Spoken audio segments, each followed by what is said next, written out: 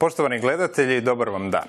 U Hrvatskoj trenutno živi preko 3500 djece bez odgovarajuće roditeljske skrbi, a od tog broja njih je 1500 smješteno u domove. Upravo su oni naša današnja tema, a prije nego predstavim svoje goste u studiju, pogledajmo promotivni video koji će nas simbolično uvesti u temu.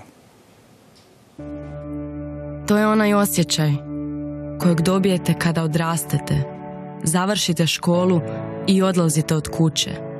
Željni, sretni, slobodni, spremni vidjeti sve što vam svijet može ponuditi. Samo što nije svima tako. Nakon završetka srednje škole oni moraju napustiti dom i sve što su ikada poznavali. Ulaze u okrutan svijet odraslih gdje su prepušteni sebi. Nitko više nije tu za njih. Koračaju sami svijetom bez obiteljske i financijske podrške. S nama u studiju danas su Aleksandra Giljević, članica neprofitne udruge Dignitas. Aleksandra, dobar dan. Dobar dan, Kristijan. Glumac Filip Majer iz filma Govorna pošta, o čemu će biti riječ u današnjoj emisiji. Dobar ti dan. I gospođa Gordana Danijel iz SOS dječjeg sela Hrvatska. Vi ste i pedagoška savjetnica u selu, pa dobro vam dan. Dobar dan vama i gledateljima. Aleksandra, vi ste kao srednjoškolci osnovali zapravo neprofitnu udrugu koja pomaže mladima. Kako to da ste vi mladi odlučili se baš pomoći mladima? Tako je, dakle Dignitas je osnovan u ljeto 2014. godine sa ciljem rješavanja problematike djece iz domova za nezbrinutu djecu.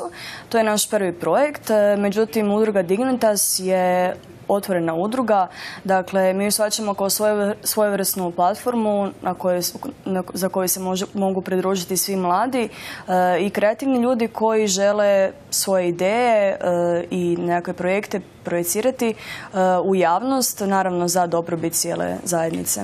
Tko je sve trenutno član udruge? Kad je udruga sama bila osnovana, bilo nas je negdje 10-ak, uglavnom su to bili ljudi koji su bili i filmska ekipa. Danas Dignitas broji negdje 20-ak ljudi, što je poprilično lijep broj za mladu udrugu. Od srednjoškolaca imamo i nekoliko studenata koji su naravno dobrovoljno sudjeluju u radu udruge. Što vas je motiviralo? Vi kao srednjoškolci obično je uvjerenje da ste bezbrižni, uživate, zabavljate se u srednjoj ste školi, a vi ste se odlučili zapravo za jedan ovako ozbiljan humanitarni zapravo rad. Motivirala nas je zaklada Vaša pošta koja se bavi istom problematikom kao i mi. Dobili smo svojevrsnu empatiju. Mi smo bili maturanti, odnosno srednjoškolci koji su sljedeće godine trebali završiti srednju školu, upisati faksove i jako nas je zapravo zaboljelo to što smo znali da neki nemaju tu priliku sa nekakvom opuštenom atmosferom izaći i dalje u život. Stoga smo osnovali udrugu i sami projekt Mladi za mlade koji je još uvijek aktivan, na kojem se radi, kako bismo uspjeli skupiti sredstva za financiranje barem jedne police životnog osiguranja za takvo dijete. Filipe, kakve su bile reakcije tvojih kolega, profesora, susjeda kad su saznali da ćeš glumiti u takvom filmu i sudjelovati u radu udruge? Pa svi ljudi kojima sam to bio govorio su od prije već znali da se ja bavim filmovima, amaterskim filmovima, tako da imam nekakvu svoju družinu s kojima radim. Ali ovog puta je cijela poanta tog projekta bilo upravo taj nekakav humanitarna stvar, odnosno pomoć djeci iz domova. Tako da uz taj film smo imali i jednu podlogu koja je u stvari s jednim jako lijepim ciljem, tako da su ljudi koji su me inače podržavali u mojim projektima ovo itekako lijepo dočekali i podržali me. Je li bilo problema s izostancima u srednjoj? Su profesori imali razumijevanja? Pa imali su razumijevanja, to je uvijek ovako malo sa mnom i školom malo čudno, ali je, podržali su me i stvarno imao sam vremena koliko je trebalo da snimimo do kraja. Gospođo Gordana, od koje godine zapravo djeluje SOS Dječje selo? To je zapravo dosta velika organizacija, nije samo jedno selo, ima ih više. Od Kada je to krenulo? Ako me pitate za Hrvatsku, onda ću reći da udruga SOS Dječje selo Hrvatska na ovim prostorima djeluje od 1992. godine. Dakle, brojimo lijepih 23 godine. Međutim, mi smo osnivači naša 2 dječja sela u Lekeniku i Ladimirevcima i pripadajućih zajednica mladih. Ali ako me pitate svjetski, odnosno globalno, djelujemo na području preko 150 zemalja svijeta s početkom od 1949. godine. Dakle, ovdje smo u Hrvatskoj jedan lijepi, impozantni broj godina. Iza sebe imamo puno staža, puno mladih. Vidimo ovdje i neku djecu iz domova. Koliko je te djece zapravo prošlo kroz vaše... Kroz naša 2 dječja sela i 4 zajednice mladih do sada je prošlo preko 400 djece, odnosno mladih. 200-tinjak mladih imamo osamostaljenih, kako mi to volimo reći. Dakle, mladih koji su krenuli u jedan samostalan život gdje formiraju svoje obitelji, gdje brinu o sebi, a sad kako brinu i uz našu podršku vjerovatno ćemo nešto kasnije. Koje su dobi zapravo djeca? Koja je najčešća dob koja je u domu, u vašim selima smještena? Naša dječja sela primaju djecu do zaključno 10. godine života, odnosno do 12. ukoliko se radi o prihvatu braće i sestara. Dakle, mi smo zaista po konceptu naše obiteljske skrbi izuzetno pogodni za prihvat kompletne obitelji. Dakle, to može biti 3, 4, 5 braće i sestara sa tendencijom da ih se ne razdvaja, da ta jedna obiteljska spona ostane i kod nas. Dakle, to je dob za prihvat u selo. A zajednice mladih su naš drugi korak gdje imamo mlade osobe nakon završetka osnovne škole, kada se tijekom njihovog srednjoškolskog obrazovanja oni pripremaju za taj samostalni život. Ali to ne znači da moraju otići nakon srednje škole, kao što smo čuli u ovom dokumentarnom filmu. Imamo programe s kojima nastojimo biti uz njih i nakon srednje škole. A koliko zapravo imate mjesta ukupno za prihvat, a koliko se traži? Pa mi još uvijek imamo dosta popunjene naše kapacitete. Trenutno brojimo oko 250 djece i mladih u svim našim projektima. Dakle, trajne skrbi, odnosno skrbi koja je sa smještajem, prehranom i svime. Koliko se traži? Smještaj se traže i dalje, ali ipak nešto manje. Na području cijele Republike Hrvatske je zapravo jedna tendencija smanjivanja broja djece u alternativnoj skrbi institucionalnog tipa. Dakle, proces deinstitucionalizacije, proces transformacije ustanova je već nekoliko godina ovdje prisutan i naravno da mi kao pružatelji usluge skrbi se također priklanjamo tome. U redu. O tome ćemo još malo kasnije detaljnije. Aleksandra, vaš projekt se zove Mladi za mlade, ako se ne varam. I vi ste u sklopu toga napravili film. Koji će biti krajnji cilj tog filma? Tako, napravili smo projekt Mladi za mlade. Cilj filma je zapravo popularizacija, medijska popularizacija same teme. Isto tako slaćemo film na sve festivale, što u Hrvatskoj, što dakle, u inozemstvu, tako da bi se malo tu problematiku raširili i po Hrvatskoj i dakle, u inozemstvu. Premijera filma je u subotu, a evo da ne bi samo pričali o filmu, mi ćemo kao neku ekskluzivu prikazati vam i insert iz filma, pa pogledajmo ga i kasnije ćemo malo prokomentirati evo scenu. Luka Kičmanović, ali možete me zvati Kičma, tak me svi zovu. Živim u domu za nezbrinutu djecu gotovo čitav život. Svojih se i ne sjećam. Imam samo fotografiju majke.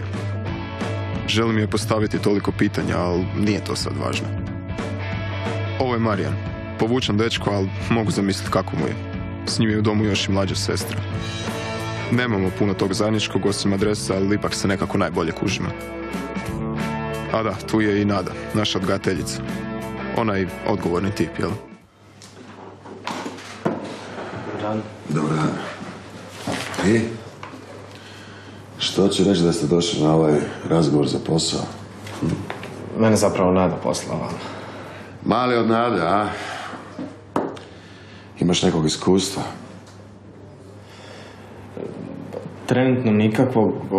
Sad sam nedavno izašao iz doma i pokušavam stati na noge. Svi pokušavaju. Danas više ni preporuke ništa ne znači.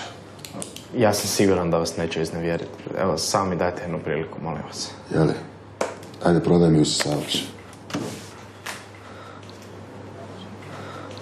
Samo kreni, ajde. Halo. Dobar dan. Zovem vas iz...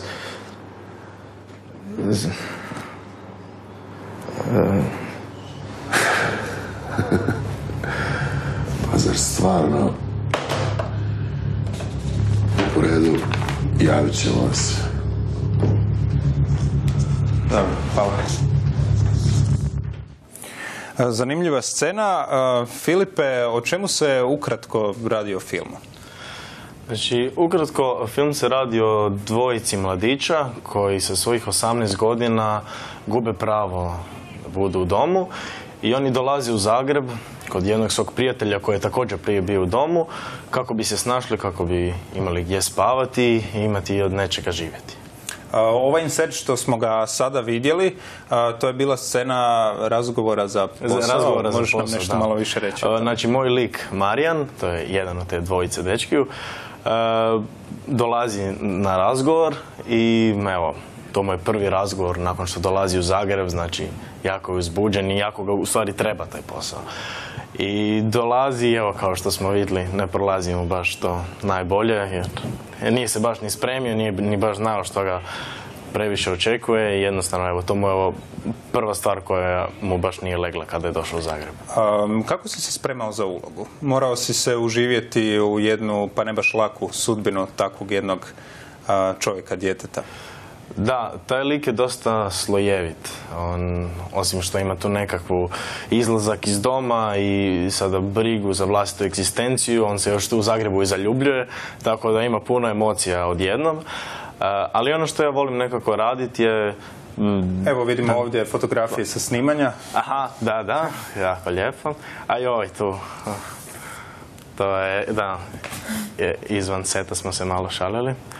Ima akcijskih scena? Ima i akcijskih scena, da, stvarno smo, svašta smo bili ubacili i metode snimanja smo koristili nove, tako da svašta smo. Vjerujem da je uživljavanje u ovaj lik ostavilo zapravo i traga na tebi osobno. A sigurno ostavlja i na onoj djeci koja žive u domovima. Ipak, kad sam pripremao ovu emisiju, došao sam do informacije da oni zapravo ne žele biti stigmatizirani, žele normalno živjeti, ne žele se vraćati u prošlost. Gospođo Gordana, kako to komentirate? Je li to često... Svaka mlada osoba na kojem god mjestu živjela i tendira istoj stvari, a to je da bude samosvojna, da bude prihvaćena, da bude ipak dovoljno samostalna, da preuzme na neki način život u svoje ruke. Nitko ne voli da se razlikuje po ičemu, osim po nečem pozitivnom. Djeca sva koja nisu odrastala u obiteljskoj skrbi imaju taj jedan strah od stigmatizacije i to ne treba poricati. Međutim, ono što mi profesionalno osoblje koje radi sa tom djecom, koje vole tu djecu, nastojimo usaditi im ono samopoštovanje da različitosti nisu nešto zbog čega trebaju biti stigmatizirani. Ali ne samo što nastojimo sa njima na tome raditi, imamo i zagovaračke kampanje koje rade na senzibilizaciji cjelokupne javnosti da ta djeca zapravo zaslužuju potpuno jednake prilike i jednaka iskušenja zapravo ih čekaju, čak i veća nego drugu djecu. O tim većim iskušenjima čujem da ova mlada, krasna ekipa želi progovoriti i to zaista pozdravljam jer toj djeci nije lako. Postoji to nešto što je ponekad sram kad se okrenu u prošlosti, pogledaju svoju obitelj, postoji ono iščekivanje da li ću ja uspjeti predvladati neke genetske možda probleme ili neke strahove. Aleksandra, jeste li bili u kontaktu dok ste radili film sa nekima možda od štićenika? Kako ste došli do tematike? Pa veliku pomoć nam je pružila Senka Klarić i općenito Hrvatska pošta i zaklada Vaša pošta. Oni su nas i motivirali na pokretanje udruge i projekta i samog filma. Film je, dakle, predpremjerno su pogledali 2 bivša štićenika i bili su ganuti filmom, u smislu, ali pozitivno zato što misle da je ovo jedan vrlo plemenit projekt i da bi ovo trebalo zaživjeti zato što to su realni problemi koji se prikazuju u filmu. A jedan od još realnih problema, odnosno situacija u kojima se štićenici često znaju naći kad nemaju izbora, tematizirate vi u još jednoj sceni u filmu, pa predlažem da pustimo ovaj drugi insert kratki iz filma.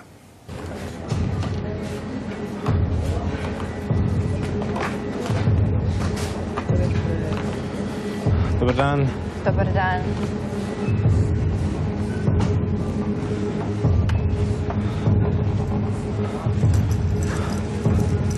Dobro, pa kaj radiš ti, uhvatit će nas. Kužiš da nemamo izbora. Šta to radite? Zvat sam policiju. Stanite!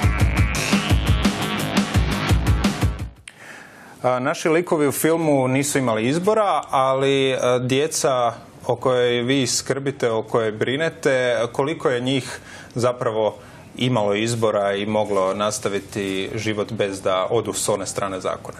Sva naša djeca dobe priliku i zapravo cijeli sustav SOS dječjeg sela je usmjeren na pomoć djetetu, pa onda mladoj osobi zaista da uspije u životu. Dakle, da ga osnažimo, da može preuzeti kontrolu nad svojim životom, biti zadovoljan sobom, znati kome se obratiti, znati kako nešto kada je problem riješiti. Što mi radimo?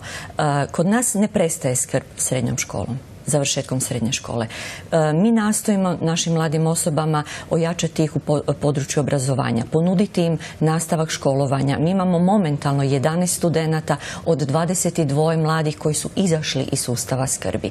Od tih 22 svega je 4 nezaposleno i to privremeno. Dakle, imamo program zapošljavanja. Mi dajemo mogućnost financijske potpore mladima koji izlaze od nas. Sa zahvalnošću od grada Zagreba imamo na raspolaganju nekoliko stanova gdje ta mlada bića mogu opstati prve 3 godine dok ne nađu sami možda nešto. Savjetnici ili matični odgojitelji i dalje su uz njih. Emocionalna potpora, potpora pri zapošljavanju. Naš cijeli sustav je usmjeren tome da smo tu. Oni mogu uzeti što žele. Znači, postoji cijeli sustav. Ono što bih htio ukratko samo da prokomentiramo taj novi proces deinstitucionalizacije koji je trenutno u Hrvatskoj u tijeku, pa samo ukratko da nam opišete o čemu se radi. Proces deinstitucionalizacije je zapravo jedan vrlo plemeniti i realan trend koji je nastao uviđanjem da djeca u domovima, u velikim objektima gube na identitetu, gube na prilikama, ne osnažuju se, nego zapravo to što se sad ova udruga bavi problematikom, dijete izađe van, mlada osoba ne zna što će, ne zna kud će, nema biološku obitelji za sebe, nije ojačano. Dakle, taj dio negdje nehumanosti, bih ja rekla, se nastoji zamijeniti jednim vrhunskim humanim pristupom, a to je da sva djeca i mladi imaju pravo odrastanja u biološkom okruženju svoje obitelji, ako to nije moguće u nekom sličnom alternativnom obliku skrbi. Deinstitucionalizacija zapravo znači smanjivanje tih velikih, ogromnih objekata u kojima se dijete izgubi. To znači da naši domovi, naše ustanove tendiraju jednom kvalitetnom sistemskom pristupu djetetu i mladoj osobi koji će mu pružiti priliku da se razvije. Sjajno. Evo, nažalost, vrijeme nam je isteklo. Iskoristit ćemo još kratko da pozovemo gledatelje na premijeru filma koja je u subotu, odnosno pozvat ćemo i da gledaju na YouTube-u. Rekli ste da će film biti vani drugi dan. Hvala vam svima što ste gostovali i što ste govorili o ovoj jednoj, po meni, bitnoj tematici. Gospođo Gordana, hvala vama. Filipe, Aleksandra, hvala. Vaši dragi gledatelji, gledajte Govornicu i sljedeći tjedan ovih dana. Sve one emisije koje ste propustili možete pronaći na www.hrt.hr emisije na zahtjev, a sve one teme ili sugestije koje nam želite predložiti šaljite na govornica@hrt.hr i naravno pogledajte film Govorna pošta. Ugodan ostatak dana.